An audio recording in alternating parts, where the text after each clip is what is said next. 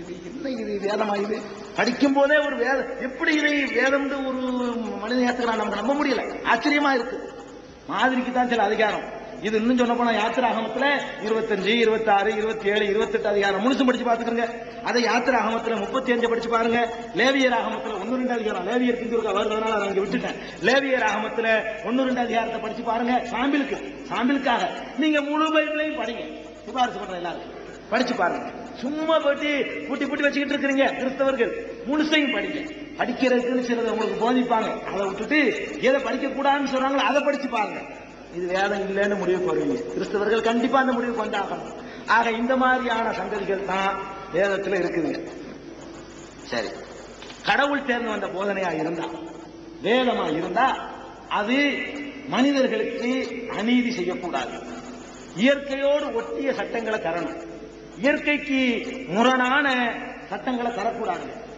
இப்ப நம்ம சாதாரணமா நான் ஒரு இயற்கையை உங்களுக்கு சொல்றேன். ஒரு பெண் இருக்கிறான், அவளுக்கு ஒரு 20 வயசு, அதுக்கு குறைச்சி சொல்லக்கூடாது, ஏன்னா அதுக்கு கல்யாணம் பண்ணக்கூடாதுன்னு வச்சிருக்காங்க. அதனால 20 வயசுங்க. 20 வயசு ஒரு பெண்ணுக்கு, அவளை நான் கல்யாணம் பண்ணி ஒரு 10 நாள்ல மூத்தா போயிட்டேன். இப்ப இந்த பெண்ணுடைய நிலை என்ன? இவளுடைய என்னோட 10 நாள் வாழ்க்கை நடத்துறதுனால அவளுடைய ஆசைகள் தணிஞ்சிருமா? கல்யாணம் பண்ணாம இருக்கிறதோட இப்ப கொஞ்சம் ஆசை கூடி இருக்கும்.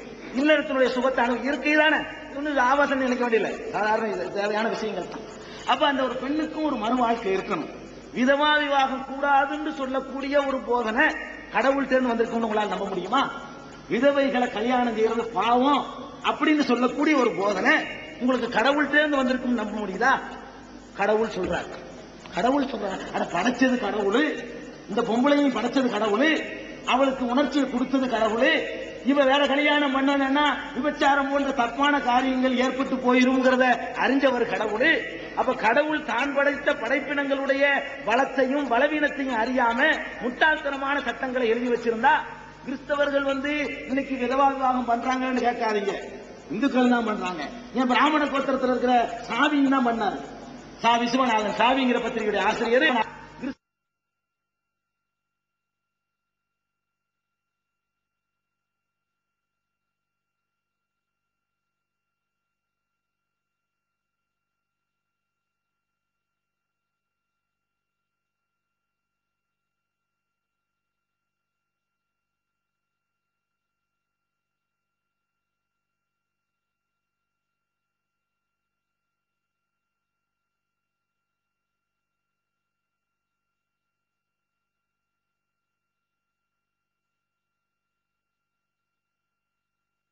குடும்ப மகளுக்கு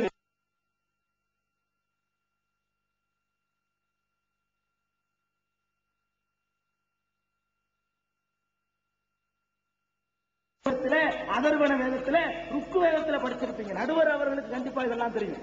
அந்த மாதிரி விஷயங்கள் எல்லாம் படித்தவர். அதனாலதான் அவர் திராவிடன்னு போனது. அவர் படித்த விஷயங்கள்லாம் இப்ப நான் படிக்க போனேன். ஆனா பைபிள்ல இருந்து படிக்க போனேன். உனக்கு அணில் மகைகள் 2:222 மாதவிடாய் பத்தி சொன்ன வசனம் 2:222 அது குறிக்காதனால நான் எடுத்து கொடுக்குறேன். சரி, அதை படிங்க. அதாவது லேவியர் ஆகமம் 15வது அதிகாரம் 19 முதல் 24 வரைக்கும் படிங்க. சூதக ஸ்திரீ தன் சரீரத்தில் உள்ள சூதக ஸ்திரீனா மாதவிடாய் வந்த பொம்பளை படிங்க. சூதக ஸ்திரீ தன் சரீரத்தில் உள்ள உதிர ஊரலி நிமித்தம் 7 நாள் தன் விலக்கத்தில் இருக்க கடவுள். அவளை தன் விலக்கத்தில் இருக்க கடவுள். அவளை தொடுகிறவன் எவனும் சாயங்காலம் மட்டும் தீட்டுப்பட்டிருப்பானாக. அவள் விலக்கலாயிருக்கையில் எதின் மேல் படுத்துக் கொள்ளுகிறாளோ எதின் மேல் உட்காருகிறாளோ அதெல்லாம் தீட்டாயிருக்கும்.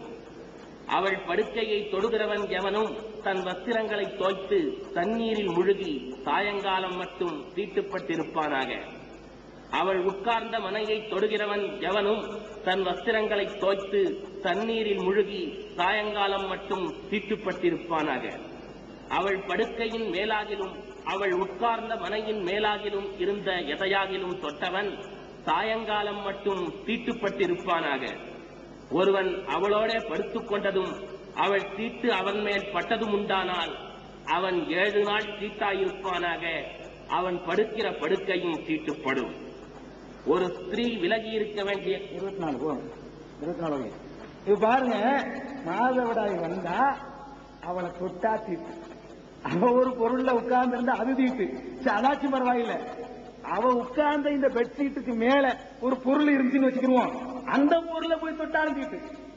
அவ உட்கார்ந்து பெட்ஷீட் மட்டும் தீட்டு இல்ல, பெட்ஷீட்டுக்கு மேல இது இருந்துச்சுன்னு வச்சுக்கிருவோம், இதை போய் ஒருத்தன் தொட்டுட்டாலும் தீட்டாயிருமா. அது மட்டும் இல்ல, இவன் அவளோட கட்டி கட்டி பிடிச்ச நேரத்துல மேல ஏதாவது பட்டுச்சுன்னு சொன்னா இவன் ஒரு 7 நாளைக்கு தீட்டு. இவனை தொடக்கூடாது, இவன் உட்கார்ந்து இருந்து தொடக்கூடாது.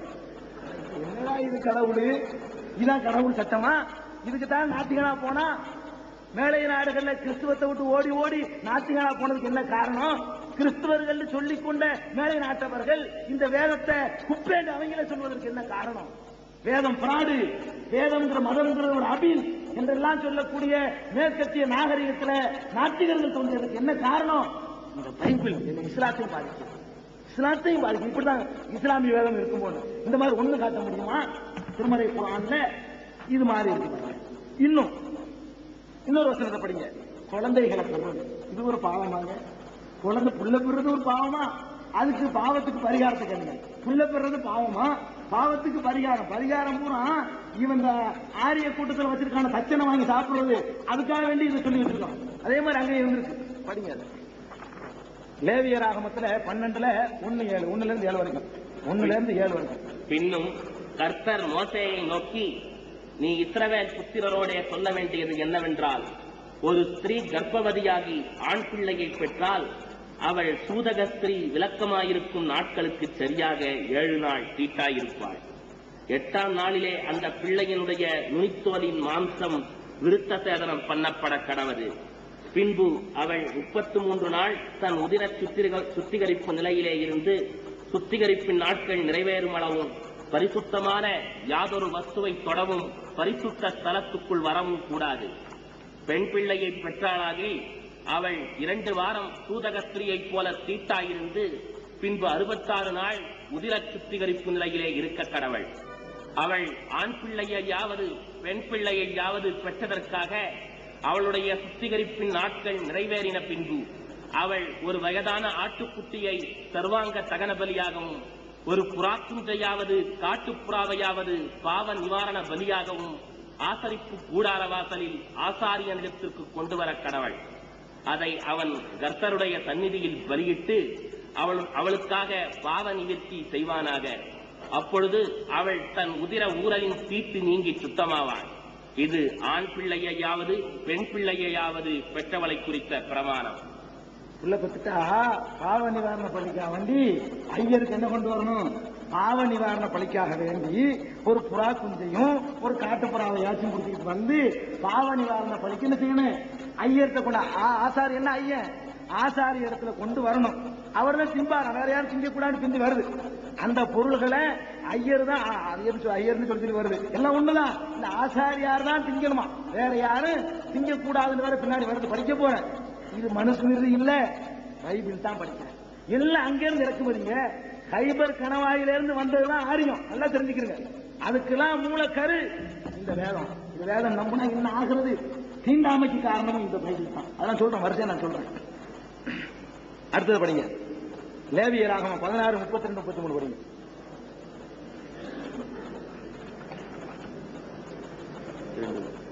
அபிஷேகம் பெற்றவனும் தன் தகப்பன் பட்டத்திற்கு வந்து ஆசாரிய ஊழியம் செய்ய பிரதிஷ்டை பண்ணப்பட்டவனுமாகிய ஆசாரியனே பாவ நிவர்த்தி செய்ய கடவன். அவன் பரிசுத்த வஸ்திரங்களாகிய சணல் நூல் வஸ்திரங்களை உடுத்திக் கொண்டு பரிசுத்த ஸ்தலத்துக்கும் ஆசரிப்பு கூடாரத்துக்கும் பலிபீடத்துக்கும் பிராயச்சித்தம் செய்து ஆசாரியருக்காகவும் சபையின் சகல ஜனங்களுக்காகவும் பாவ நிவர்த்தி செய்ய கடவன். அப்ப இருக்கின்ற ஒரு பரம்பரை இருக்குது. அவன் தான் செய்ய கடனுமா? யார் செய்யணுமா? இத அவன் தான் செய்ய கடனும். தனி ட்ரஸ்ட். இந்த புரோகிதம் ஆச்சரியங்களை கோயிலுக்கு கொடுங்க போராடுறீங்க. இதெல்லாம் வந்தது இங்க இருந்தீங்க. தாழ்த்தப்பட்ட மக்கள் நல்லா கவனிங்க. அபிஷேகம் பெற்றவனும் தன் தகப்பன் பட்டத்திற்கு வந்து ஆசாரிய ஊழியம் செய்ய பிரதிஷ்டைங்கிற வார்த்தையோடு அங்க இருந்தது. பிரதிஷ்டை பண்ணப்பட்டவனுமாகிய ஆசாரியானே பிராயச்சித்தம் செய்ய வேண்டும். அவனே ஏகாரம் போட்டிருக்கு. அவனும் செய்யலாம் இல்ல, அவனே செய்ய வேண்டும். அவன் பரிசுத்த வஸ்திரங்களாகிய சணல் நூல் உடைகளை உடுத்துக்கொண்டு பரிசுத்த ஸ்தலத்துக்காக பிராயச்சித்தம் செய்ய வேண்டும். கடவுள் இப்படி ஒரு ஜாதிக்கு உரிய கடவுளா? ஒரு ஜாதிக்கார மதத்தை சொல்லி ஏமாத்தி சாப்பிடுறதுக்குள்ள சட்டங்களை தரக்கூடிய கடவுளா? நிச்சயமாக இது கடவுள் சொன்னதல்ல, சொல்லி இருக்க முடியாது. கடவுள் இப்படி சொல்ல மாட்டார். ஏன்? எங்களுக்கு கடவுள் சொல்றார் ஒரு இடத்துல, யா அய்யுஹன்னாஸ், மனிதர்களே, இன்னா கலக்குனாக்கும் மின் தக்கரியும் உன்சா, உங்களை நாம் ஒரு ஆண் ஒரு பெண்ணில் இருந்து படைத்தோம். எங்களுக்கும் குர்ஆன் வேத கர்த்தனா இப்படி சொல்லுவார். அங்க காப்பிடிக்கப்பட்டவன். எது காப்பிடிக்கப்பட்டது? இந்த புரோகிதம் இருக்கிறா காப்பிடிக்கப்பட்டதுன்னா ஐயா அவர்கள் எது காப்பிடிக்கப்பட்டது? சீட்டு காப்பிடிக்கப்பட்டுச்சுங்கிறீங்களா? இந்த புரோகிதம் காப்பி அடிக்கப்பட்டுச்சுங்கிறீங்களா? கொஞ்சம் நீக்கி சேர்த்து விளையாண்டு இருக்கிறவங்க அது காப்பி அடிக்கப்பட்டுச்சுங்கிறீங்களா? ஒரு ஜாதிக்காரன் தான் கோயிலுக்குள்ள படைக்கிறதுக்கு உரியவன், மற்றவெல்லாம் கையை கட்டிக்கிட்டு பின்னாடி நிக்கிறவன் சொல்றீங்களே, அது காப்பி அடிக்கப்பட்டுச்சா? அல்ல இன்னும் வரப்போகுது பட்டியல், இதெல்லாம் காப்பி அடிக்கப்பட்டுச்சான்னு சொல்லுங்க. சும்மா காப்பி அடிக்கப்பட்டுச்சுன்னா இன்னமும் குப்பை வண்டி வண்டியா வச்சிருக்கிறேன், எல்லா குப்பையும் விடுறேன் பாருங்க, இதெல்லாம் காப்பீடிக்கப்பட்டுச்சான்னு முடிவுக்கு வாங்க. ஆக இந்த மாதிரி ஒரு இனத்தை உயர்த்துவதற்காக அது எழுதப்பட்ட யூத இனத்தவர்களுடைய அவர்களை பெருமையை நிலைநாட்டுவதற்கான புஸ்தகம் இது. கடவுளுக்கு இந்த புஸ்தகத்துக்கு சம்பந்தமே கிடையாது. இன்னும் பாருங்க, இது பாருங்க, இது நானே படிக்கிறவங்க நல்லா இருக்கும். பின்னும் கர்த்தர் மோசேயிடம், நீ ஆரோனோடு பேசி இதை சொல். கர்த்தர் சொல்றாருங்க, உன் சந்ததியாருக்குள்ளே அங்கவீனம் உள்ளவன், நல்லா கவனிக்கணும், அங்கவீனம் உள்ளவன் தலைமுறை தோறும் கடவுளின் அப்பத்தை படைக்கும்படி கிட்டி வரலாகாது. யார் வரக்கூடாதுங்க? அங்கவீனம் உள்ளவன் கடவுளுக்கு படைக்க லாயக்கு இல்லை. அங்கவீனம் உள்ள ஒருவனும் கிட்டி வரலாகாது. குருடன், சப்பானி, முகவிகாரம் உள்ளவன், என்னை மாதிரி படம் இருக்கு, முகவிகாரம் உள்ளவன், அளவுக்கு மிஞ்சி நீண்ட அவயவம் உள்ளவன், ஐயா ஜவமணி மாதிரி கொஞ்சம் உயரமா இருந்தா அவர் வரக்கூடாது. அளவுக்கு மிஞ்சி நீண்ட அவயவம் உள்ளவன், கால் ஒடிந்தவன், கையொடிந்தவன், குறிப்பா நம்ம காஞ்சியாரெல்லாம் வரக்கூடாது, வாசிச்சாரா இல்லையா, அவர் ரொம்ப உயரமா இருக்காரு சாலா. அளவுக்கு மிஞ்சி நீண்ட அவயவம் உள்ளவன், கால் ஒடிந்தவன், கையொடிந்தவன், கூணன், அதிகம் மெலிந்தவன், பூவிழுந்த கண்ணன், சுரியன், அசருள்ளவன், அசர்னா எச்சத்தல் மூமாங்க, அது அசருமாங்க, அசருள்ளவன், விதை நசுங்கினவன் ஆகிய இவர்கள் கிட்டி வரலாகாது. கொண்டு வரக்கூடாதா? கர்த்தருக்கு கிட்ட நெருங்கக்கூடாது. கர்த்தருக்கு படைக்கிற தொழிலுக்கு இவர்கள் ஆயக்கு இல்ல. இது என்ன ஆணலகம் போட்டி நடக்குதா? நான் கேட்கிறேன், இதெல்லாம் ஆணலகன் போட்டிக்குள்ள தகுதி இல்ல, அல்லது மணமக்களை தேர்வு செய்யக்கூடிய தகுதியும் இல்ல. மணமகன் தேவைங்கிற விளம்பரத்தில் வேண்டுமானால் இப்படி வரலாம். குருடன் வேணாம், நொண்டி வேணாம், முடம் வேணாம், மெலிஞ்சவன் வேணாம், கட்டையன் வேணாம், நெட்டையன் வேணான்னு சொல்லலாம். ஆனா கடவுள் உள்ளத்தை பாப்பாரா? இவனுக்கு கண்ணு இருக்கு, அவர் தானே நொண்டியா படைச்சாரு, அவர் தானே கூடனை ஆக்கினாரு, அவர் தானே விகாரம் உள்ளவனை படைச்சாரு, அவர் தானே உயரமா படைச்சாரு, அவர் தானே அவ்வளவு பண்ணினாரு, சொரிய தந்தாரு, இவ்வளவு தந்து விட்டு சொரியம் வராது, அவன் வராது, இவன் வராது. ஆனா ஒரு ஹோட்டல்ல எழுதலாம், பெருவியாதி ஆச்சாரம் உள்ள வரக்கூடாது. கர்த்தர் எழுதலாமா? கடவுள் எழுதலாமா? சொல்லுங்க. கடவுளுடைய சந்நிதிக்கு வர்றதுக்கு தகுதி இது இறைவாதம். நம்புறீங்க நீங்க? நம்ப முடியுமா? இப்படியே இருக்கு.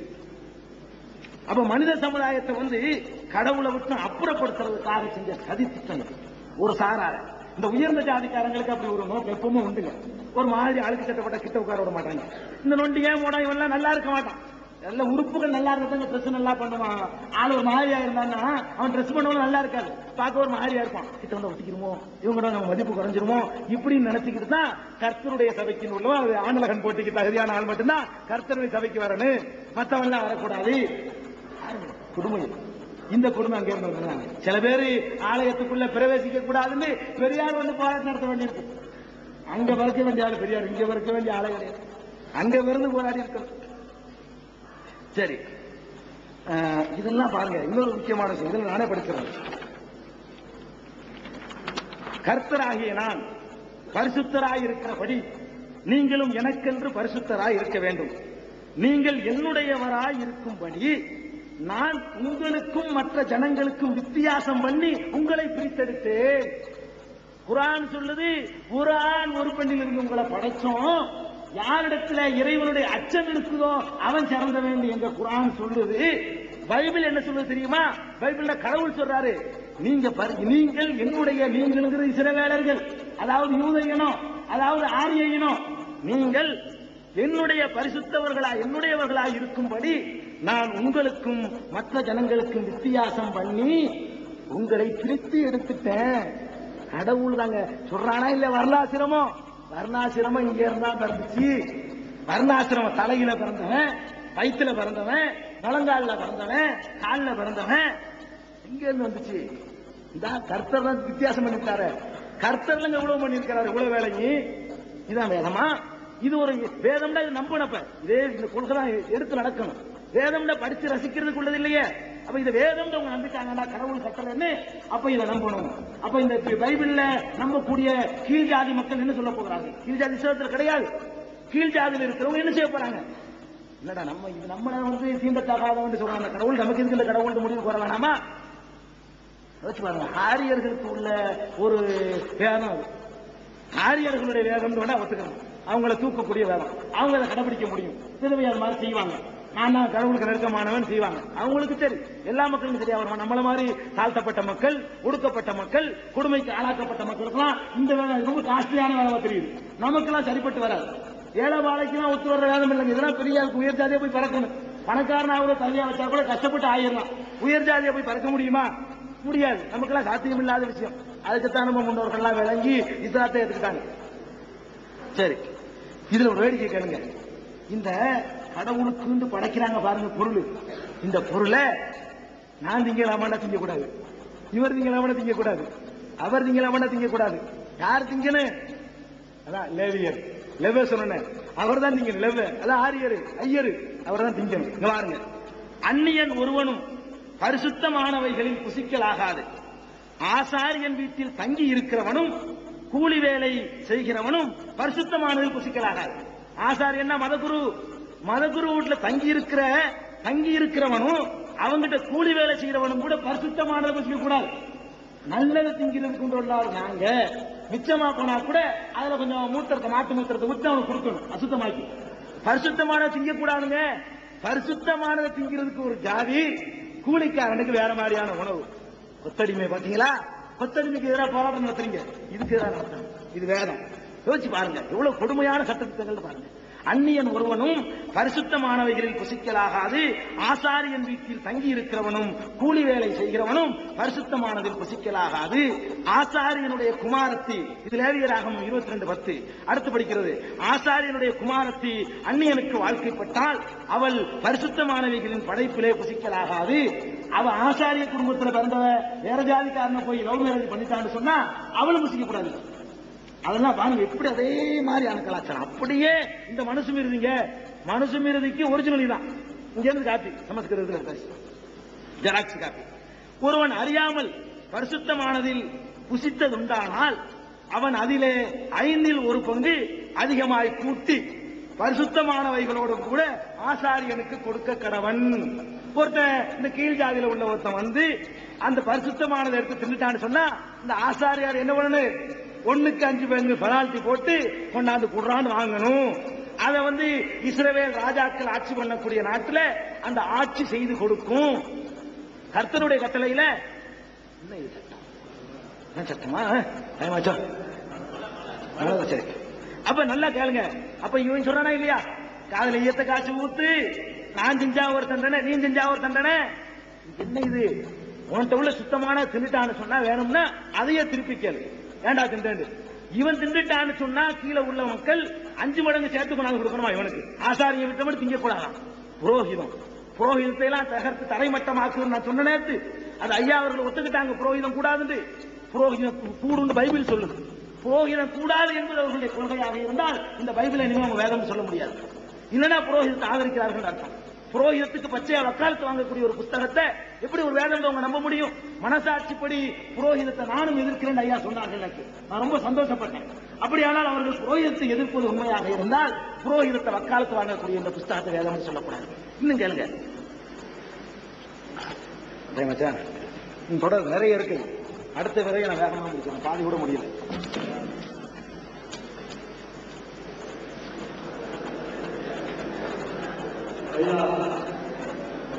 அவர்கள் உரையை 2ஆம் கட்டமாக நிறைவு செய்திருக்கின்றார்கள். மீண்டும் தொடர இருக்கின்றார்கள். காலையில் அவர்கள் வைத்த வாதத்திற்கு இன்னும் ஐயா ஜெகமணி அவர்கள் மறுப்புவாதத்தை தெரிவிக்கவில்லை. அதாவது ஒரு வாதத்தை எடுத்து வைத்தால் அதில் எந்தவித மறுப்பும் சொல்லவில்லை என்றால் அது ஏற்புடையதாகி விடுகிறது. ஆகையாலே அந்த வாதத்திற்கு ஒரு மறுப்புரையை தந்துவிட்டு உங்களுடைய தனிப்பட்ட கருத்துக்களை நீங்கள் வைக்க வேண்டும். ஆகையாலே அந்த வகையிலே நீங்கள் மீண்டும் வாதத்தை தொடர வேண்டும் என்று இந்த சமயத்திலே நான் கேட்டுக்கொள்கிறேன்.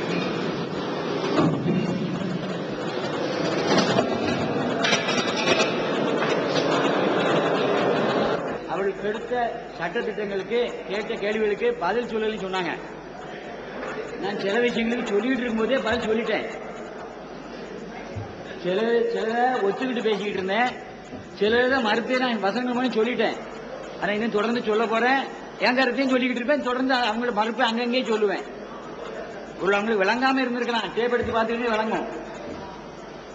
ஒவ்வொரு சப்ஜெக்டையும் நான் மறுப்புன்னு சொல்லி இருக்கிறேன். இப்பட்ட காரியம் கொஞ்சம் வித்தியாசமா சொன்னாங்க.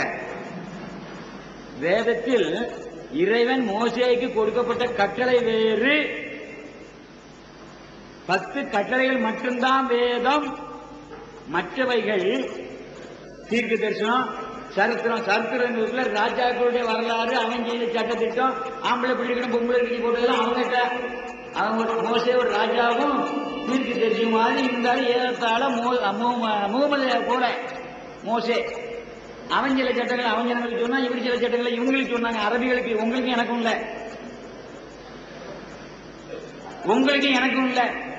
அரபிகளுக்கு காட்டு அரபிகளுக்கு சில சட்டத்திட்டத்தை சொன்னார். அவன் குண்டிகளாம் வந்தான் கழுவிடான்னு சொன்னார், அவ்வளவுதான். அது ஒரு காரியம் வேற. மோசே அவன் ஜனங்கள் சில தப்ப செஞ்சா அதை செய்யாதுன்னு சொன்னான்.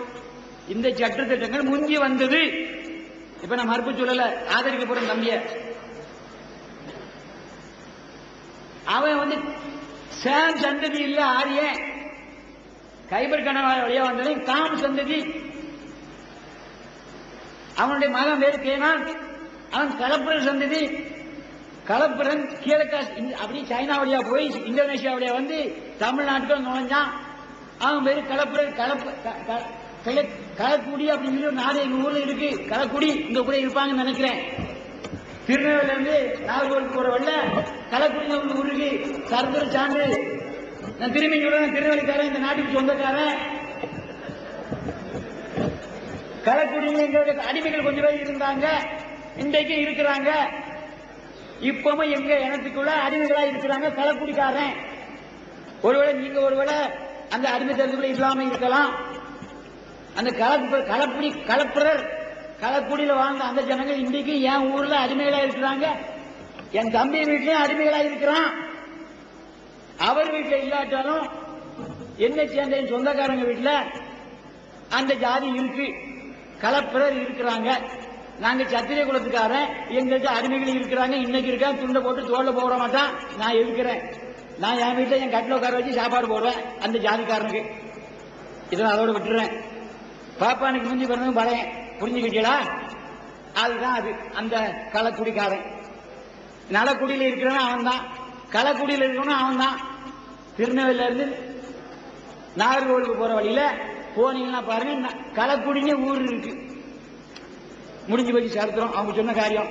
அதனால அவங்கிட்ட இருந்து வேதம் இங்க வரல, மோசேகிட்ட இருந்துட்டு கடவுள் கொடுத்து மோசேகிட்ட வேதத்தையும் சட்டத்திட்டங்களையும் பிரமாணங்களையும் அங்க பார்த்தான். அதை பார்த்து இவங்க சொன்னான், எழுதி வச்சா யோசுவா அதை பிரகடனப்படுத்தினான். அந்த பிரகடனத்தை வச்சிருந்தான். தமிழகத்தில் எவனை எல்லாரும் கொண்டு வந்துட்டாங்க. கொண்டு வந்த பிறகு இந்த பயில காமின் சந்ததி, அவனுடைய பேரனுடைய பிள்ளைகள் எகிப்தில இருந்து அந்த வழியா இப்படி வந்து கைபர் கணவான உட்கார்ந்துகிட்டு இருந்தான். உள்ள வந்தான், அழகா இருந்தான். களப்பிரர் வந்தான், 2 பேரையும் பிடிச்சான். பொம்பளை பிள்ளைகளை பிடிச்சான், ஆம்பளை பிள்ளைகளை பிடிச்சான். 2 பேரும் கலந்துட்டான். அது ஒரு அசிங்கம் பிடிச்ச சாரியா மாறிச்சு. உடனே எங்க மூதாதையர்கள் அவங்கள பிடிச்சுக்கிட்டா, அவளோட பிடிச்சுக்கிட்டாங்க. யாரு? எங்க சுந்தரபாண்டி வர்மன்சாக்காரன். இந்த மதுரையில் இருக்கிற ஒரு தெரு இருக்குல்ல, புதுசை தெரு, ஒரு நல்ல தெரு இருக்குல்ல, தஞ்சாவூர்ல ஒரு தெரு இருக்குல்ல, மயிலாப்பூர்ல ஒரு தெரு இருக்குல்ல, என்ன தெரு? மாரத்தெரு. அங்க பூந்தான். எல்லாருமே அடிமையாக்கினா. நான் வெளியே வந்திருக்கிறேன், அதனால சொல்றேன். அங்க இருந்த வேதத்தெல்லாம் இவங்கிட்ட விட்டான். அவன் அதுல கொஞ்சம் இதுல கொஞ்சம் அதுல கொஞ்சம் எடுத்து அது இதுல எழுதிக்கிட்டான். அதனால நான் அவங்கள எதுக்குறேன். அதாவது யூத வேதம் சரியா இருந்தது, அதை இந்த பாவி பயில வந்து இந்த கலப்புரர் பயிலும் அவனும் வந்து தம்பி இளம்பிள்ளை நான் கொஞ்சம் மூத்தவன், சரித்திர வரலாறு தெரியும், பூமி வரலாறு தெரியும், இல்லைன்னா இன்னொரு பக்கம் கூட்டுங்க, அத்தனைக்கு சரியான ஆளுக்களை வச்சு நான் இலக்கியம் தெரிஞ்சவன பேச வைக்கிறேன். நானும் பேசுறேன், நான் பிரதான பேச்சாளி, என்னை கீழே இந்த 2 பேரும் சப்போர்ட் வச்சுக்கிறேன், என் தம்பி அசமுத்து மாதிரி வச்சுக்கிறேன். போதுமா? கேட்ட என்னைக்கு நடத்துங்க சொல்லுங்க, சவால் விடுறேன். நான் இப்போ என்னைக்கு நடத்தினா வர்றேன், என்னைக்கு 15ஆம் தேதி 25ஆம் தேதிக்குள்ள எந்த மாதமா இருந்தாலும் சரிதான், ஜனவரி மாதம் வர்ற 91 என்னைக்கு வேணா ரெடினா வருகிற ஜனவரி 91 15ஆம் தேதி முதல் 25ஆம் தேதிக்குள் ஒவ்வொரு மாதமும் எனக்கு முன்னதாக 3 மாதம் தெரிவித்தால், இப்படியான ஒரு கருத்தை இங்க வைத்தால் நானே தயார். என் செலவுல நான் மட்டும் வருவேன், மற்றெல்லாம் உங்களை பொறுத்து. ஏன் அவ்வளவுதான், என்னால அதுக்கு மேல செலவழிக்க முடியாது. இதே பெரிய பாடு. நான் ஒரு நாளைக்கு 1000 ரூபாய்க்கு 1000 எத்தனை ரூபாய் லாபம் இருக்கும், அதுல 10 ரூபா லாபத்துல 10 ரூபாய் வைக்கிறேன். அந்த காசை கொண்டு வரேன், சாப்பிடுறதுக்கு வர்றது போக காணும். லாட்ஜுக்கு 150 ரூபாய் கேட்கறான், எனக்கு செலவழிக்க ஓடி வந்துட்டேன். 3 நாள் லாட்ஜுக்கு பணத்தை கொடுக்க போனா 3 நாளைக்கு 450 ரூபாய் கேட்டான். அசோகடாம கட்டி வாய கொத்தி ஓடி வந்துட்டேன். இப்ப சும்மா படுத்து கிடக்க உங்க ரூம்ல, என்னால அதுக்கு மேல கட்ட முடியாது. என் நிலைமை அதுக்கு சொல்லிட்டேன். இப்ப நான் அந்த காரியத்தை ஏற்கிறேன். எப்படி வந்தது? யூதருடைய வேதம் இந்த பாவி பெயர்களால் நம்மளால ஏமாற்றப்பட்டு என்னுடைய முன்னோர்களால் அதை ஆதரிச்சான். காரணம் சோக்கு. என்ன சோக்கு தெரியுமில்ல? அதுதான் ஏன் தகப்பேன், அதாவது என் முன்னோர் இந்த தப்பை செஞ்ச அந்த கிழட்டு போய் செய்த வேலை. நான் எல்லாருக்கிட்டையும் அடிமைப்பட்டேன். அந்த நான் கட்டின கோயிலுக்கு நான் போக முடியல, நான் கட்டின தஞ்சாவூர் கோயிலுக்கு நான் போக முடியல, நான் கட்டின திருச்செந்தூர் கோயிலுக்கு நான் போக முடியல. அங்க விக்கிரகம் இருக்கல ஒரு நாளும். என் தகப்பன் இருக்கிற போது இந்த 2 பயிரும் சேர்ந்து உள்ள எல்லாத்தையும் பூத்துட்டான். தன்னை வணங்க வச்சான், தன்னை போல ஒரு உண்டாக்குனா வச்சுட்டான். இது கிபி 900க்கு பின்னால வந்தது. அதுக்கு முன்னால இல்ல, அதுக்கு முன்னால இந்த வேதம் இருக்குது. அதுக்கு பின்னால தான் எல்லா கதையும் வந்துச்சு. கிபி 300க்கு முன்னால ரிக்கு வேதம் இல்ல, சமண வேதம் இல்ல, ஒரு வேதமும் கிடையாது பூமியில. கிபி 52ல தாமஸ் இந்த ஊருக்கு வந்த பிறகுதான் தோமானா யாவானுடைய ஒரு புத்திரனுடைய மகன் தோமஸ். தமுஷ் ஒரு நாடு இருக்கு. தமுஷ்னா தமிழ். தமுஷ் எழுதி பாருங்க, தமிழ் எழுதி பாருங்க. தமுஷ் தண்ணி யார் தெரிஞ்சு சொல்லுங்க பாருங்க, ஸ்பெல் பண்ணுங்க பார்க்கலாம். யாராவது தெரிஞ்ச சொல்லுங்க. தமிழ் தமுஷ் அப்படி எழுதுங்க. தமுஷ்னு ஒரு நாடு இருக்குது. அந்த நாட்டுக்காரன் அவன் யாரு? எங்க தோமா. எனக்கு சொக்காரன். யமனாகிய எனக்கு அவன் என் தகப்பனுடைய ஒரு பிள்ளை. அவனுக்கு பிறந்த பையன் அவன் நாயிவேன். தாமஸ்னு தமுஷ்னு எழுதி பாருங்க. தமுஷ்னா என்னது ஸ்பெல் பண்ணுங்க. யாராவது இங்கிலீஷ் தெரிஞ்சு ஸ்பெல் பண்ணி பாருங்க. தமிழ். அவன் என்னை போல தமிழன் தான் இருந்தான். அவனும் நானும் தமிழன். யாவனுடைய பிள்ளைகள் எல்லாம் தமிழன் தான். என்கிட்ட தான் படிச்சான். போங்க, அவன் தான் என்கிட்ட வந்தான். அவன் தான் இந்த காரியங்களை சொல்லி கொடுத்துட்டு போனா. அடே இந்த பாப்பா பயில சொல்லி கொடுத்து போயிட்டான்னு சொல்லி கொடுத்து போயிட்டான். அதுக்கு மேல இருந்தவங்க கிட்ட இந்த இவன் வந்து 900 பேர் தான் இங்க வந்தான். கிபி 600 பேர் தான் இந்த காரியம் நடந்து. கலப்புரர் வந்தது கிபி 600. இனிமே சரித்திராசிரியர் வச்சு பேசுறேன். நான் தலைவர் எங்க குரூப்புக்கு, உங்க குரூப்புக்கு ஒரு ஆளை வச்சுக்கிறேன். இப்படிதான் வச்சு பார்த்துருவோம். சரி இல்லைன்னா அந்த காலையை ஒத்துக்கணும். இதுக்கு மேல சப்ஜெக்ட் எடுக்கக்கூடாது. யூத வேதத்தின் மூலம் ஆரியர்களால் கெடுக்கப்பட்டு ஆரியர் யூத வேதத்தை மாற்றி அமைத்துக் கொண்டு சட்டத்திட்டங்களை அவங்க எடுத்துக்கிட்டு இதுல கொஞ்சம் அதுல கொஞ்சம் அதுல கொஞ்சம் இதுல கொஞ்சம் எடுத்துக்கிட்டு அவன் தனக்கு இல்லாத ஒன்னே வணங்க ஆரம்பிச்சான். கோயில் அவனுக்கு கிடையவே கிடையாது. இயற்கையை வணங்கினான். ஆரியனுடைய வணக்கம் இயற்கை வணக்கம், கோயில் வணக்கம் கிடையாது. கல்லு குவியல் கிடையாது. கல்ல நாட்டி கும்பிட பழக்கம் கிடையாது. ஆபிரகாமிட்ட இருந்து யாக்கோபிட்ட இருந்து வந்தது. கல்லு குவியல் போட்டுட்டா கல்ல நட்டி வணங்கின என்ன பார்த்தானா யாக்கோபு பலி வச்சானா. அவனுடைய பலி, அவனுக்கு பலியும் கிடையாது, பழையும் கிடையாது. இதுதான் சோக்கு தான் கதை. அதான் அழகிட்டு புரிஞ்சு சோக்கு தான் கதை. இது அவனுக்கு வேதம் இது சோக்கு.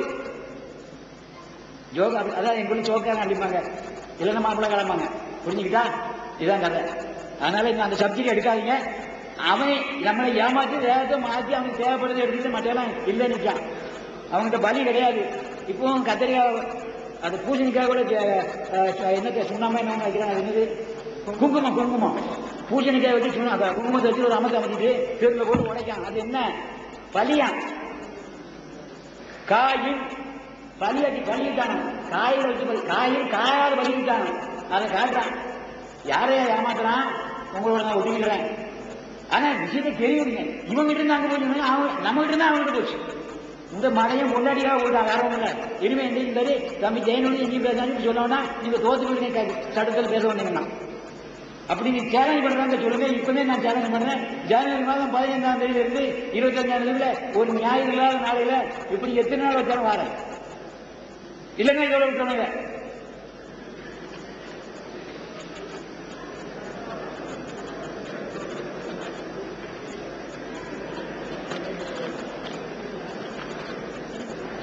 இல்ல தெரியாதுன்னு சொல்லக்கூடாதுங்களா? நான் வயதுல மூத்தவன், இந்த நாட்டு ராஜ பரம்பரை, எனக்கு தெரியாத சரித்திரம். வாங்க சரித்திரம் தாரேன். தெரியாத சரித்திரம் வாங்க. நான் உங்களையும் பங்காளி நினைச்சிட்டு இருக்கிறேன். என் ராஜபாரத்தை நீங்க கொஞ்சம் பேர் நினைச்சிட்டு இருக்கிறேன். நீங்க முஸ்லீமா மாறி போட்டீங்க. முஸ்லீமா குரானை பின்பற்றி போனீங்க, முகமது பின்பற்றி போனேன், நான் ஏசுநாதரை பின்பற்றி போனேன். என்ன தப்பு பண்ண நீங்க அப்படி சொன்னீங்கன்னா கண்டிப்பா இந்த நாட்டோட ஓடி போயிடணும். ஆமா, அப்படி சொன்னீங்கன்னா நீங்க தமிழக ஒத்துக்கிறாம இந்த நாட்டு மன்னர் வந்துட்டு நானும் ஒரு மணி 4 மாடிக்கால இதுக்கு அசல் குத்து இல்லைன்னு சொன்னாங்கன்னா நேர அரபியாவுக்கு போயிட இருக்கக்கூடாது. கண்டிப்பா நானே விளக்குவேன். ஆமா, உரிமையோட பேசுறேன். அவருக்கு இந்த நாட்டை பங்குண்டு எந்த நாட்டை ஆளும்போது அவரும் இந்த பிள்ளைகள ஒருத்தரா இருந்தாரு. இன்னைக்கும் உரிமை உண்டு. ஒரு பயிர்கள் சொல்லக்கூடாது. இந்த நாடு எங்க நாட்டை ஒருவரும் பிடிக்கல. இது வரைக்கும் பஞ்சாயத்து தான் நாங்க ஆண்டோம். ஒவ்வொரு ஊர்ல 5 பேர் இருந்தான். 64 கிராமங்கள், 64 சிற்றர்கள் நாங்க இருந்தோம். அதுல ஒரு அரசு அவர் தான். உடம்புடி இருக்கு அந்த ஊரு. அவருடைய பூர்வீகம் உடம்புடி. அது தெரியணும், என்கிட்ட கேட்கணும். அது முத்து பூர்வீகம் உடம்புடி. அங்க கிறிஸ்டியான ஒரு ஊர் இருக்கு, குற்றம் படைப்பத்தின் ஊர் இருக்கு. அதை சார்ந்தவங்க அவங்களோட வம்சாவளி, அவங்களோட வம்சாவளி. அது அசல் முத்து வம்சாவளி குற்றம் படைக்கப்பட்ட சேர்ந்தது. நான் மாநாடு மகாராஜா மக்கள், நாங்களாம் சித்தரசர்கள். அப்படி அந்த உரிமை வேண்டாம், உங்க அரசுங்கிற உரிமை வேண்டாம்னா விட்டுட்டு நேரம் அரபியாவுக்கு போயிட வேண்டியதான். நான் தமிழன் சொல்லிட்டு இருக்கேன், நான் முஸ்லீம் கிறிஸ்தவன் இந்த நாட்டுக்கு சொந்தக்காரன் சொல்லிட்டு இருக்கேன். நீங்க எங்க படி எவனுக்கோ சொந்த நேரம் இந்த ஊர் ஆக்குறீங்களே? ஒரு ஊர்கள் ஆக்கிருக்கேன். என்னோட திருவள்ளியை கொடுக்க முடியாது. கடையில் எனக்கு ஆளலை. எங்களுடைய பஞ்சாயத்து இருந்தது. அவன் பலவந்தமா எங்களோட வரி வாங்கினா தீர்வு வாங்கினது. நாங்களும் தனி தீர்வு ஒப்படி இன்னைக்கு இருக்கு கேளுங்க. இவரை எத்தனை படி ஒப்படி கொடுக்காரு கேளுங்க. எங்களுடைய கிராமத்துக்கு பஞ்சாயத்துக்கு இல்ல, எங்களுடைய கிராம தலைவர்களுக்கு எவ்வளவு பஞ்சாயத்து அறிவிக்குது? அதாவது ஒப்படி எவ்வளவு பிடிக்குது? அவர் ஏறத்தாழ 500 ரூபாய் கொடுப்பாரு குறைஞ்சபட்சம் 6 மாதத்துக்கு 500 ரூபாய் கொடுப்பாரு. வருஷத்துல 2 முறை கொடுக்கணும். ஒப்படிதான் நெல்லு கொடுக்கணும், தேங்காய் இருந்தா தேங்காய் கொடுக்கணும். இவங்க கொள்ளையடிச்சு கொடுத்துருவோம். அவருக்கு தென்னை மரம் நிறைய இருக்கு, நஞ்சு தானே இருக்குது. ஒரு தேங்காய் வீட்டுக்கு வர மாட்டாரு. இப்ப ஒரு தேங்காய் எவனாவது படிப்பானா கேளுங்க. அவர் இங்க இருக்காரு. எங்க ஊர்ல எவனாவது பற்றி அவர் தேங்காய் ஒரு தேங்காய் கை வைப்பானா? எவனா இருக்கட்டும். மாடு மேய்மான்னு கேட்ட அவர் நிலத்துல. அதான் என் மாடு மேய்மான்னு கேட்டேன். அவர் மாடு மேயும். அதுல இனி ஒருபோது அந்த சட்டத்துக்கு வந்துடப்படாது. அடுத்த சொன்னாங்க 2 நாளாக 26 நான் நிரூபிக்கிறேன் பாருங்க. 2 நாளாக 26 வாசங்க 26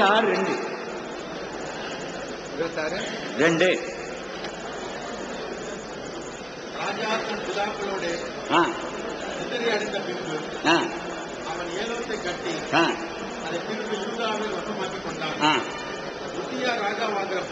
உசியா ராஜாவாகிற போது 16 வயதா இருந்து 52 வருஷம் எருசலேமை ஆண்டான்.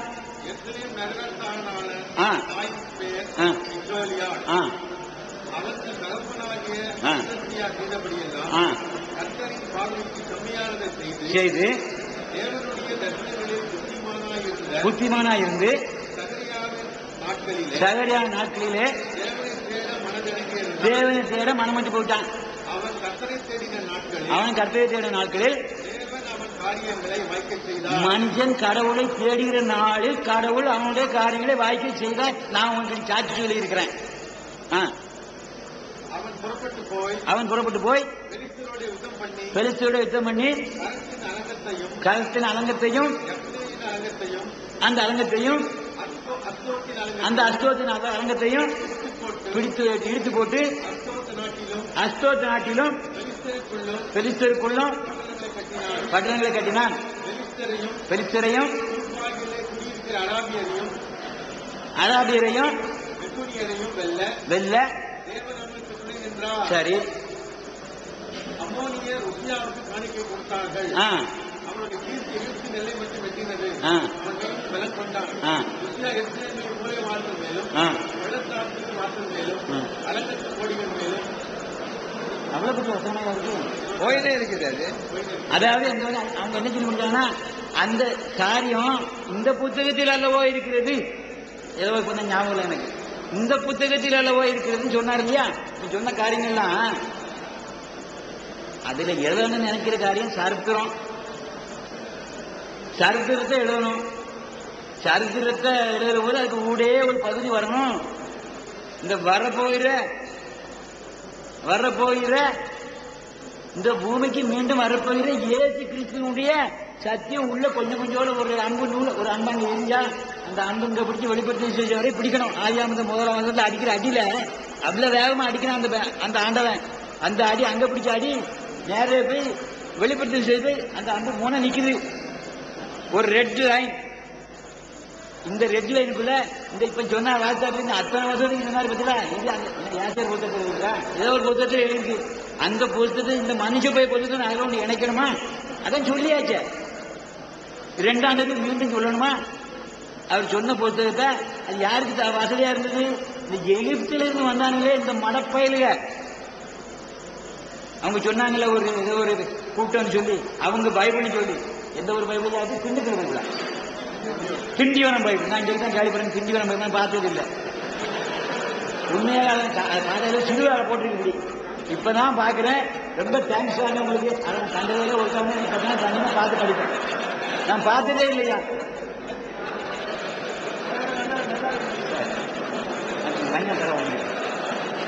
ரொம்ப நன்றியா இப்படி ஒரு இந்த மாதிரி ஒரு பைபிள் நான் பார்த்தது. ஏன்னா எனக்கு அந்த வம்சம் பிடிக்கல. இந்த வேத புத்தகத்தை எழுதினவனே எனக்கு தெரியாது. எனக்கு 63 வயசு முடிய போகுது. ஒரு நாள் 2 நாள் இருக்குது. 63 வயசு முடிய போகுது. நான் இன்றைக்கு தான் உங்க கையில தான் அதை கையில கொடுத்துருக்கேன். இன்னும் பிரிச்சு பார்க்கல, என்ன இருக்குன்னு தெரியாது. அதனால அதுக்கு இருக்கலாம். ஒரு வேலை அவன் தேவைக்கு சேர்த்துக்கிட்டான். கத்தோலிக்க அவன் தேவைக்கு எதையோ வச்சிருக்கிறான். அதுக்குள்ள ஒரு இங்க சொன்ன அந்த விசாரங்கள் அது இதுக்கு தேவை இருந்தது. அந்த பயிரை கொஞ்சம் அப்படிதான் செஞ்சான். ஏன்னா கல்யாணம் பண்ண மாட்டான் பாத்தீங்களா? கல்யாணம் பண்ண மாட்டான் பாத்தீங்களா? கல்யாணம் பண்ணாம சும்மா இருக்கணும் தான் உடம்பு.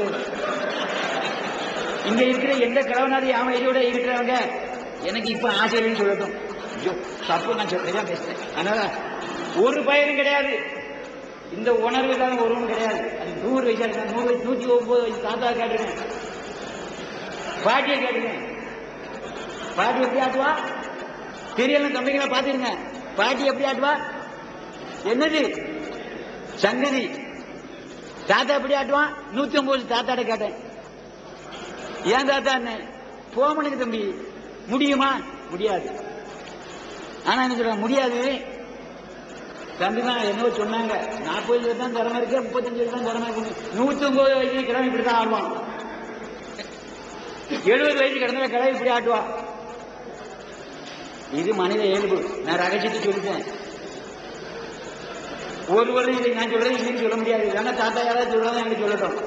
மனச்சாட்டிக்கு பிடிக்கும் சொல்லணும். நான் இல்லைன்னு சொல்லக்கூடாது. நான் பல கேள்விகளை கேட்பேன். இருக்கு அது ரகசியம் எனக்கு சொல்லுங்க. அப்படி யாராவது இருந்தீங்கன்னா பப்ளிக்கா சொல்ல வேண்டாம். நான் ரொம்ப பரிசுத்தன்னு யாராவது சொல்றதா இங்க இருக்கிற கிழமைல ஒரு கிழமை இந்த கிழமைல வரலாம். இல்லைன்னு சொல்றது நிரூபிச்சு காட்டுங்க. எங்க பெரியப்பா 75 ஆம்பளை பிள்ளை வச்சிருக்காரு. எங்க பெரியப்பா இப்ப அவனுக்கு ஒரு 10-12 வயசு இருக்கும். எங்க பெரியப்பா ஆம்பளை பிள்ளை வச்சிருக்காரு. 75 வயசுல பண்ணி விட்டு 3ஆம் தரம். அதான் 2 மணிக்கு சேர்த்து விட்டாங்க. 3ஆம் தரம் கட்டினாரு. 75 பிள்ளை இருக்கு. பையன் இருக்கான். 12 வயசு ஆச்சு. பிடிச்சு காட்டுறேன். அதனால திருப்பி வரணும். இவன் அவன் அவசியத்துக்கு தேடி இருக்கான். ஆரியன் தீர்வு சேர்த்துன்னு அவன் தான் வெங்கையும் சேர்த்துட்டான். இவன் அதை வேணும் வச்சுதான் அந்த வேண்டாத மித்த காலத்தை திருப்பி எடுத்துக்கிட்டான். அதனால இந்த மக்கள் மத்தியில முகமது கூட ஒரு கிறிஸ்துவ சமுதாயம் தங்கி இருந்தது. யாரோடு கூட? முகமது கூட. முகமதுவும் கிறிஸ்துவை ஏற்றுக்கொண்டு கிறிஸ்தவராய் இருந்தபடியால் ஒரு நல்ல கிறிஸ்தவர்கள் என்னை போன்ற 60% அதிகமாக கடவுளை அறிந்து கொண்ட கிறிஸ்தவர்கள் அங்கே இருந்தார்கள். அவர்கள் சீரிய கிறிஸ்தவர்கள் என்று சொல்லப்பட்டார்கள். என்ன கிறிஸ்தவர்கள்? சீரிய கிறிஸ்தவர்கள். சீரியா நாடு, சீரியா தேசம், அந்த தேசத்தில் இருந்தாங்க. அந்த கிறிஸ்தவர்கள் பேர் என்ன? சீரிய கிறிஸ்தவர்கள். அவர்கள் தான் முகமதுவோடு கூட இருந்து ஒளிந்திருந்தார்கள். இந்த யூத பயன்களுக்கு பயந்து அங்கே இருந்தார். ஒரு ஹதீஸ்ல கூட சொல்லப்பட்டிருக்குது, ஒரு கிறிஸ்தவனுக்காக, ஒரு பெண்டேகாஸ்டி சீரிய கிறிஸ்தவனுக்காக இவர் சில கொஞ்சம் பணத்தை கொடுத்து அவனை மீட்டார்னு ஒரு ஹதீஸ் இருக்கு. அந்த ஒண்ணுனால தான் நான் இந்த முகமது அடியார விரும்புறேன், அவர் மேல அன்பா இருக்கிறேன், அவரை குறித்து மேன்மையா பேசுறேன். இல்லைன்னா உங்களை விட நொச்சியா பேசுவேன் நான். அந்த ஒரு காரணத்துக்காக எவனாலும் முகமதே குறைச்சி பேச நான் விட மாட்டேன். இந்த ஒரு காரணத்துக்காக ஒரு கிறிஸ்தவ மனிதனை இவர் வந்து அவனுக்கு வந்த கஷ்டங்களை அவனை பாதுகாத்து அவன் பட்டிருந்த கடனை கொடுத்து அவனை மீட்டெடுத்துக் கொண்டார். அப்பொழுது அந்த அவரும் கிறிஸ்தவனாத்தான் இருந்தாரு, முகமதுவும் கிறிஸ்தவனாத்தான் இருந்தாரு. பின்னால்தான் கொஞ்சம் சிரமங்கள் வந்துச்சு போடுது. எனக்கு தெரியாது, நம்ம சம்பாதிச்சு பார்த்தா தெரியும். அவங்க பேசும்போது எனக்கு அது வழங்கணும்னு நினைக்கிறேன். அப்பம் பின்னால சொல்றேன் அதை பற்றி. அதனால வேதம் கட்டு போச்சு, அப்படி போச்சு சொல்ல வேண்டாம். வேதத்தில் வார்த்தை சில அடியாரங்கள் இருக்கலாம். சாமுகளை 4 சாமுகளை எழுதி வச்சிருக்கிறான், 4 அவன்கிட்ட கூட எழுதி வச்சிருக்கான். என்னப்போ அவனுக்கு தேவை திரும்ப திரும்ப சொல்லணுமா? என்ன பின்ன ஐயா கண்டிக்கிறது வேணும் தெரியுமா? ஏன் உன் சரதத்தைன்னு சொல்லிட்டு இருக்கான்னு கேட்கிறாரு அடிக்கடி. உன் ஊரையும் சொல்ற வேதத்தை சொல்லி வந்த சப்ஜெக்டுக்கு வா சுற்றி சுற்றியாங்க அங்கே ஒரு ஊருக்கு போறாங்கிறாரு. நான் அப்படி ஏன் சொல்லுன்னா நீங்க தூங்கிடக்கூடாதுல்ல. அங்க ஒரு ஐயா தூங்கினாங்க, இப்ப அவரு தட்டினாரு. கேளுங்க, ஐயா பேசுற போது அவரு தட்டினாரு. இப்ப யாராவது தூங்குறீங்களா ஐயா? கொஞ்சம் சூழாயும் இருக்குன்னு பாத்துருங்க. கருத்து சரி, வாலிபர்கள் கொஞ்சம் உஜாரா இருங்க, விழிப்பா இருங்க. உங்க இமாமுங்க இந்த மாதிரி நடுவத்துல இடவட்டுல வர்றாங்கல்ல, விழிப்பா இருங்க. உங்க இமாமுங்க இந்த மாதிரி நடுவத்துல இடவட்டுல வர்றாங்கல்ல, இந்த பாதிரியமார்கள் மாதிரி இடவட்டுல வந்து வர்றாங்கல்ல, கவனமா இருங்க. உங்களுக்கு உண்மையை சொல்லி தரல. அது ஜைனுலாபின் உங்களுக்கு உண்மையை தான் சொல்றாரு, ஆனா எங்க அம்முக்கு வாதிக்கிறாரு.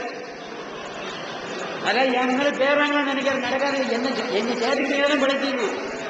ஆமா, என்ன உங்க கூட ஒட்டிக்கிட்டு இருந்தாதான் அப்படி சொன்னாதான் நானும் கூட வருவேன். இவங்க ஏமாத்தி இந்த திருநெல்வேலி கூட்டு போவேன். அங்கிருந்து இருந்து காட்டியே வருவேன். திருநெல்வேலி கன்னியாகுமரி காட்டி தஞ்சாவூரை பிடிச்சிருவேன். ஏன்னா தஞ்சாவூர் என் நாடு தான், சோழ ராஜ்யம். என் மச்சன் அண்ணன் தம்பி மாதிரி கேரளாவில் இருக்கான். சேரன் எனக்கு மச்சினே, சேரன் மச்சினே. இஸ்லாம் எங்க வந்தது முதல்ல? நான் கிறிஸ்தவனா இருந்திருக்க போது உங்களுக்கு யாருக்காவது தெரியுமா இஸ்லாம் இந்தியாவுக்கு எப்போ வந்தது? யாராவது சொல்லுங்க பாக்கலாம். இஸ்லாம் என்றைக்கு உண்டானது, எப்ப இந்தியாவுக்கு வந்தது? யாருக்காவது சொல்ல முடியுமா? ஜாதி சொல்ல முடியுமா? சொல்லுங்க பாக்கலாம். சொல்லிருக்கான் இருக்கா? 622 உண்டாயிற்று. அது வெளிப்படையான 628 29 வந்துட்டு. சேரமா ஜிம்மா இன்னைக்கு இருக்கு. கண்ணனூர் வாங்க கூட்டிட்டு காட்டுறேன். அங்க ஒரு விளக்கு இருக்கு, ஒரு பட்டயம் இருக்கு, வேற ஒண்ணும் இல்ல. விளக்கு இருக்கான லைட்டு பத்தி அதனால கரண்ட் கிடையாது. அதுக்காக ஒரு விளக்கு வச்சிருக்கிறாங்க, வெங்கல விளக்கு. பெரிய விளக்கு என்ன விட ஒரு 6 அடி உயரமா இருக்கு, 6 அடி இருக்கும். ஒரு பட்டயம் இருக்கு. அது எந்த சிம்மா வந்த பட்டமே என் மச்சினி முடிஞ்சதா இருக்கலாம். சேரமா சேரன்ற யாரு? எனக்கு பொண்ணு கொடுத்தவன் சேரமா தேவி ஒரு 100 இருக்கா? இது யாரா இருக்கலாம்?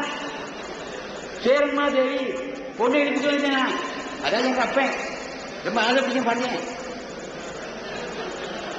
எங்க பாண்டியன் ஆசைப்பிடிக்கிறேன். சேரமா நாட்டில் போயிட்டு சேரனுடைய அக்காவையே தங்கச்சியை கூப்பிட்டு வந்துட்டான். சேரமா தேவி ஒரு நாட்டை எடுத்துக்கிட்டான், அந்த நாட்டை பிடிங்கிட்டான். இந்த இருக்கு சேரமா தேவி ராம்பரம் ஆத்தாங்கத்தை இருக்கு. இஸ்லாம் எப்போ வந்துட்டு 629. இந்த இந்துன்னு சொல்ற சமயம் எப்போ வந்தது? 600 கிபி 600க்கு பின்னால வந்தது. அப்பதான் இவங்க இந்த காலம் சர்ச்சை நல்லா புரிஞ்சுக்க தெரியும் காட்டிட்டானே. கிபி 600 இந்த இந்து காரியம் வந்துச்சு. எப்போ எங்க அப்பன் அவனுக்கு மர்மனானதுனால விளங்குதா? எங்க அப்பன் என் ராஜா எங்க அண்ணன் என் சொந்தக்காரன் எங்க ஆளுக்குதான் மன்னனா இருந்து அவங்ககிட்ட அருமையான பொம்பளை கிட்ட அன்னைக்கு என்னாச்சு? இந்து ஆட்சி. இந்தியா நாடு இந்தியா ஆட்சி, இந்து ஆட்சி. புரிஞ்சுங்க விஷயங்கள் எல்லாம். இங்க இருப்பாங்க, ஒருவேளை எனக்கு தெரிஞ்ச ஆரோக்கியத்தாரங்க இருக்காங்கன்னு நினைக்கிறேன். மெட்ராஸ்ல தெரியும் தொலைச்சாங்க. தம்பி தெரிஞ்சுக்க, நீ யாரா இருந்தாலும் சரிதான், 50 வயசுல தம்பியே நீங்க இருந்துகிட்டு தான் இருக்கா எனக்கு தெரியும். நீ எப்போ இங்க வந்த?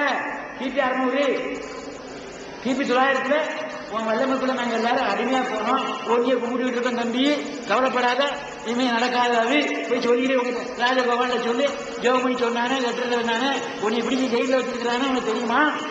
இவன் தான் காரணம். என்ன கொல்லனா கொண்டு போப்பா. அதுக்கு முன்னாடி முடிஞ்சு போச்சு. என் சந்ததி இருக்கு.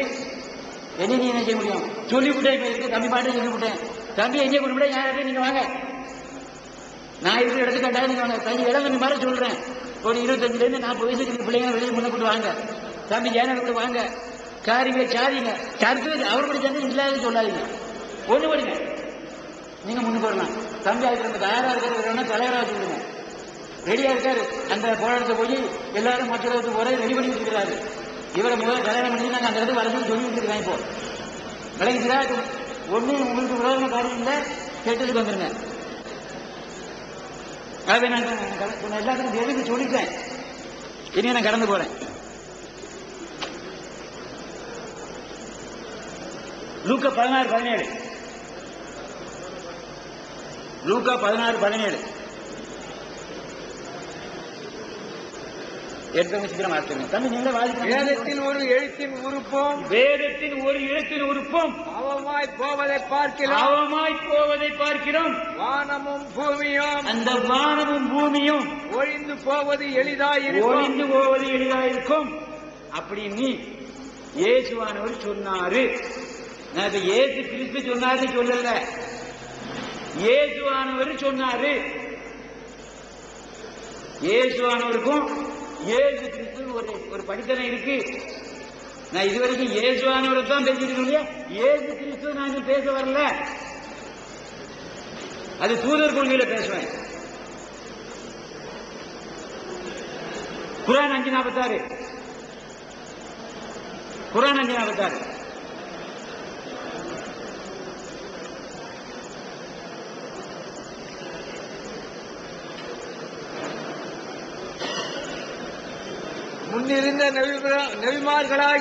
முன்னிருந்த நபிமார்களாகிய அவர்களுடைய அடிச்சுவடுகளிலேயே மரியமுடைய மகன் ஈசாவையும் நாம் அனுப்பி வைத்தோம். நான் அல்ல, நான் அனுப்பி வைக்கவில்லை, நாம் அனுப்பி வைத்தோம். அன்னைக்கு நான் சொன்னேன், நான் கொடுத்தேன் சொன்னாரு வேதத்தை. நான் கொடுத்தேன். இப்ப சொல்றாரு நாம் அனுப்பி வைத்தோம். அவர் தான் முன்னிருந்த தௌராத்தை உண்மையாக்கி வைப்பவராக முன்னிருந்த தௌராத்தை உண்மையாக்கி வைப்பார். அன்றி அவருக்கு இஞ்சில் என்ற வேதத்தையும் நாம் அருளினோம். இஞ்சில் என்று சொன்னோம்னு அவர் சொன்னாரு. அவர் தூக்கிட்டு போட்டாரு. எல்லா தீர்க்கதரிசியும் அவங்கிட்ட இருந்து வாங்கி ஆராய்ஞ்சு உணர்ந்து சாமி சரணாகி கும்பிட்டு திருப்பி சொன்னா அல்லது எழுதினா. எல்லா தீர்க்கதரிசியும் இயேசுக்கு முன்னான அனைத்து தீர்க்கதரிசியும் ஆண்டவனே உட்கார்ந்தான், என்னத்தையோ சொன்னா, உள்ளத்துல உணர்த்தினா, இதை ஆராய்ந்து அறிந்து தான் அறிந்ததை எழுதி வைத்தான். அது இன்னைக்கு நமக்கு ஒருவன் தப்பே தெரியல. அவன் அறிந்ததை எழுதி வைத்தான், நமக்கு நன்மையா இருக்குது. தீர்க்க தரிசனங்களை கண்டதை எழுதி வைத்தான், அது நிறைவேறுது. தீர்க்க தரிசனம் இல்லாத இடத்தில் ஜனங்கள் சீர்கட்டு போவார்கள். அதற்காக தீர்க்க தரிசனம் வந்து கொண்டே இருந்தார்கள்.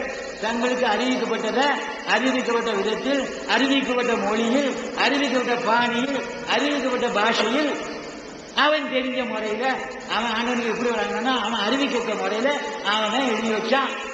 ஆனாலும் அவைகளெல்லாம் நமக்கு தேவையுள்ளதா இருக்குது. இதுதான் கதை. இதுக்காக வீண்வாதங்கள் வீண்கதைகளை சொல்லி ஜெர்மனியில சண்டை போட்டு ஜெயிக்கிறவங்க மட்டும் நினைக்க வேண்டாம். அப்படி நினைச்சா நான் சொன்னபடி 1991 வருஷம் 15ஆம் தேதி 25ஆம் தேதி ஞாயிற்றுக்கிழமை இல்லாம வந்ததுன்னா அந்த நாளெல்லாம் நான் வர தயார். எங்க வேணாலும் இன்னொரு கருத்து வைங்க, நான் ரெடி. நான் இப்பமே அப்படி சொன்னா இப்ப நான் இப்ப தயார் பண்ணணும். எனக்கு 15ஆம் தேதி இந்த நாள் தான் 25ஆம் தேதி தான் ஒவ்வொரு நாளும் லீவு. மற்றபடி எனக்கு பாடுறது சோத்துக்கு வழி பார்க்கணும். அதனால அந்த நாள் அனுப்புனா நான் ரெடி. இப்பதான் உங்களுக்கு சொல்லியாச்சு, ரெடி. அப்புறம் வாசில அதிலும் நேர்வழியும் இருக்கின்றன. நேர்வழியும் இஞ்சிலி இயேசு யாரு? அவரே வேதம், தேவனுடைய வார்த்தை, அவரே வேதம். கடவுளுடைய வார்த்தையே அவர். அவர் சொல்றதெல்லாம் வேதம். அவர் கடவுள்கிட்ட போயிட்டு சாமி என்ன சொல்ற, போடா போடா, வாடா வாடா அப்படி சொல்லல. மோசே போ ஜனங்கிட்ட போ, அந்த நேரத்தில் யாரு அப்படிங்கிறது சொல்லல. ஏசேக்கியேல நீ அங்க போடா, எலியா உனக்கு காக்கா சோறு கூட போடா அப்படின்னு சொல்லல. அவரே சொன்னார். நம்ம நாட்டில் ராதாகிருஷ்ணன் ஒருத்தர் இருந்தாரு, ஜவஹர்லால் நாட்டில் ஆண்டாரு. அவர் என்ன செய்ய மாட்டாரு, ஜவஹர்லால் கேட்காம ஐக்கிய நாட்டு சபையில கீழே விழுற வரைக்கும் பேசினார். 3 நாள். உங்களுக்கு சின்ன பிள்ளைகள் தான் தெரியுமே தெரியாது. அந்த ஒண்ணுக்காக, இந்திய நாட்டுடைய சுதந்திரத்துக்காக, இதுல உள்ள மேன்மைக்காக 3 நாள் தொடர்ந்து ஐக்கிய நாட்டு சபையில பேசினாரு. தானே கீழே விழுற வரைக்கும் பேசிட்டு இருந்தார். நான் என்ன சொல்றேன், ஜவஹர்லால் கேட்கறது இல்லை, காந்தியும் செய்த ஆக்டிங் காட்டுறது அவசியம் சொல்றாரு. இவரை விட மேன்மையான இறை விஷயத்து இவன் நம்ம பூமியில, இவன் 3 நம்ம பூமியில. அவர் இங்க மேன்மையான காரியத்துல உலகத்தில் ராதாகிருஷ்ணன் ஒருவனும் பேசினது இல்லை. கீழே விழுற வரைக்கும் 3 நாள் பேசினது தொடர்ந்து. அவன் கீழே விழுற வரைக்கும் பேசினான். அதனால உயர்ந்த மனிதனுக்கு நான் சொல்றேன், அவன் மனிதன் பூமியை பேச்சு. இவர் எவனிடத்தையும் கேட்கல, இவருக்கு எவனும் வெளிப்படுத்தல. இவரே தேவனுடைய வேதம், அல்லாஹ்வுடைய கலாம். அவர் சொன்னதெல்லாம் வேதம். என் வாயிலிருந்து சொல்லிட்டேன். எந்த வாலிபர்கிட்ட இருந்தாவது, எந்த கிழவர்கிட்ட இருந்தாவது, எந்த நடுநிலையில் உள்ளவங்க இருந்தாவது என் வாய்க்குள்ள திரும்பி வருமா? நான் சொன்ன வார்த்தை தப்பிதமா சொல்லிதான் ரெக்கார்டு பண்ணியாச்சு, சரியா சொல்லினா ரெக்கார்டு பண்ணியாச்சு. இனிமே என் வாய்க்குள்ள நுழையும். சொன்னது சொன்னதே, எங்கேயும் போயிடல. இப்பவும் ஒழித்துக் கொண்டே இருக்கிறது, இப்பவும் ஒழித்துக் கொண்டே இருக்கிறது, இன்னும் ஒழித்துக் கொண்டே இருக்கும். அவருடைய வருகை மட்டும் இயேசு கிறிஸ்துவை, நான் இப்பதான் கிறிஸ்துவை ஓதிக்கிறேன், இயேசு கிறிஸ்துவின் வருகை மட்டும் ஒழித்துக் கொண்டே இருக்கும் இந்த பூமியில. அது எங்கேயும் போகாது. சுத்தி சுத்தி சுத்தி சுத்தி அங்க போகாது. ஒரு குறிப்பிட்ட எல்லைக்கு மேல போக முடியாத வார்த்தை, குறிப்பிட்ட எல்லைக்கு மேல போகாது. அதுக்கு இங்கே சுத்திக்கிட்டே இருக்கும். நீங்க விரும்பினா உங்க உள்ளத்தில் அது வரும். உத்தமனாயிருந்தா 10 கட்டளை சத்திய வேதத்தை கடைபிடித்தால் 10 கட்டளை மாத்திரம் வேணும். வேற எதையத்தை இல்லாம வேற வேதம் சொல்லிட்டு நீங்க இல்ல. இது அட்டை, உங்களை மாதிரி பூஜை ஒரு கும்பிடல அட்டை. இது தாள், இது பேப்பரு 14 பவுண்டு வழங்குதா? இது அடுத்த பக்கத்து அட்டை, இது தோல், உள்ள இருக்கிற தாள். தாளில் இறைவனுடைய வார்த்தை இருக்கிறது. அந்த வார்த்தைக்குள் ஜீவன் இருக்கிறது. அந்த ஜீவன் உங்களுக்குள்ள எனக்கும் பிரயோஜிக்கிறது. வெறும் புஸ்தகம். எங்க தாத்தா கொண்டு கிணத்துல போட்டுவான்னு சொல்லுவாரு. என்னத்த? வேத புஸ்தகத்தை. முஸ்லீம்களுக்கு வந்து எங்க ஊர் வாய்க்கால உங்க சர்க்கார் கிணறு ஒரு கிணறு இருக்கு. இப்ப அது சுத்தமா தண்ணி எடுக்கிறாங்க. அப்ப அதுக்குள்ள கொண்டு தான் போடுவாங்க, நாய்க்குட்டியும் போடுவாங்க. எங்க சோழக்கடை தாத்தா, அதாவது நம்ம அதுமுத்துடைய அப்பா தாத்தா கெட்டி கொண்டு அங்கதான் போட்டுவாரு. குளிச்சுட்டு அங்க போட்டு அந்த பக்கத்துல வாய்க்கால குளிச்சுட்டு வெளியே வருவாரு. என்னத்த? அவர் படிக்க வேத புஸ்தகத்தை. புரிஞ்சுதா? எரிக்க மாட்டாரு. உங்களை யாரோ ஒருத்தர் எரிச்சாரு. இருந்த வேத புஸ்தகத்தை தான் தனக்கு தேவையில்லாத நீங்க எரிச்சு விட்டாரு. தனக்கு தேவையில்லாத குரான் வசனங்களை எரிச்சு விட்டாரு. அதுக்கு நான் சத்தியத்தை சொல்றேன். தனக்கு தேவைப்படாது எல்லா வசதியும் எழுதிட்டாரு, திருப்பி திருப்பி கொடுத்தாங்க. ஒரு நபித்தோழரும் ஏண்டா இதை எரிக்கிறான்னு கேட்கல. அவ்வளவு பயங்கர ராஜாவை கண்டு உங்களை என்ன சொன்னாங்க? அவரு கலிபாவா இருக்காரு, கலிபான்னு நினைக்கிறேன். கலிபா எரிச்சாரு. எந்த நபித்தோழனாலும் கேட்டானா? ஏன் எரிச்சான்? எரிக்க வேண்டிய அவசியம் என்ன? வச்சு கட்ட வேண்டியது லட்சம். முகமது அலியாரு வாயுவின் வந்த வார்த்தை தானே. அவர் சொன்னாரியா? எங்க இருந்து கேட்டு தானே சொன்னாரு. ஏன் எரிச்சாரு? என்ன அவசியம் வந்தது? ஏன் நம்ம தன்னுடைய தாத்தா உள்ள அம்மனு கணக்க போட்டாரு, சர்க்கார் கணக்கில் நாங்க தோண்டி அள்ளி எடுத்துருக்கோம். தூர் அள்ளும்போது கணக்க தூர் அள்ளையா தண்ணி வச்சு போனா அவங்க வீட்டு புத்தகத்தை நான் அள்ளி எடுத்திருக்கிறேன் இல்லைன்னு சொல்ல முடியுமா? யார் சொல்றது? அப்படி அவர் கொண்டு எங்க தாத்தா தான் கொண்டு போட சொன்னாரு. நான் நாய்க்குட்டியும் கூட இதை கொண்டு போடுறேன். நாய் அதிகம் கொண்டு போட்டு அடிச்சது சர்க்கார் கணக்கு தான் கண்டது. ஏன்னா அது யாரும் தண்ணி அடைக்க மாட்டோம். எங்களுக்கு வேற கிணறு இருக்கு, நல்லது கிணறு, வேலைக்கார கிணறு ஒன்று இருக்கு, அவங்களுக்கு துணுக்குடி கிணறு ஒன்று இருக்கு. அப்படி சொல்லுங்க, அந்த அப்பதான் செய்தாங்க அப்படி சொல்லுவோம். அப்படித்தான். அதனால அவங்க யாரும் கோபப்பட மாட்டாங்க, நீங்க யாரும் கோபப்பட மாட்டீங்க. நாங்க சொல்றது அப்படித்தான். அவங்களுக்கு ஒரு கிணறு இருக்கு, நல்ல தண்ணி இருக்கு. நாய்க்குட்டியும் பழைய பசங்க போடுறது சர்க்கார் தான் விளங்கி நினைக்கிறவங்களுக்கு விஷயம். 5:48 குர்ஆன் 5:48. நபியே முற்றிலும் உண்மையை கொண்டுள்ள இவ்வேதத்தையும், நபியே முற்றிலும் உண்மையை கொண்டுள்ள இந்த வேதத்தை நாம் தாம் உம்மீது அருளினோம். இது தனக்கு முன்னுள்ள வேதங்களையும் உண்மையாக்கி வைக்கின்றது. இவங்க சொல்றாங்க ஆரியன் வந்து வேற என்ன பண்ணான்னு சொல்லி அன்றி அவைகளை பாதுகாப்பதாகவும் வந்தாரு. இந்த ஆரியன் எங்க இப்ப வந்தான்? அரண்மனைக்கு முன்னால இருந்தானா? குர்ஆனில் வந்துச்சு 627-9 என் மச்சின ஊர்ல வந்துச்சு சேரன். பைபிள் 52 அதை இப்ப இருக்கிற பைபிள் 52 வந்துட்டு தாமஸ் வந்துட்டான். கிமு 520 வேதம் வந்துட்டு எவன் அந்த பைபிள் போனதான் இவர் சொல்றது? தம்பி தப்புதான் போனாரு. சரித்திரத்தை சரித்திரமா படிக்கணும், வேதத்தை வேதமா படிக்கணும், விஞ்ஞானத்தை விஞ்ஞானமா படிக்கணும், கதையா சொல்லணும், இல்லாத மாதிரி சொல்லணும், ஏமாத்துற மாதிரி சொல்லணும். சயின்ஸ் இருக்குங்க, புவியியல் இருக்கு, ஜாகிரபி இருக்கு, சயின்ஸ் இருக்கு, ஹிஸ்டரி இருக்கு, தீர்க்க தரிசனம் இருக்கு. குர்ஆன்ல ஒண்ணே ஒண்ணு இல்ல, தீர்க்க தரிசனம் இல்ல. குர்ஆன்ல ஒண்ணே ஒண்ணு இல்ல, தீர்க்க தரிசனம் இல்ல.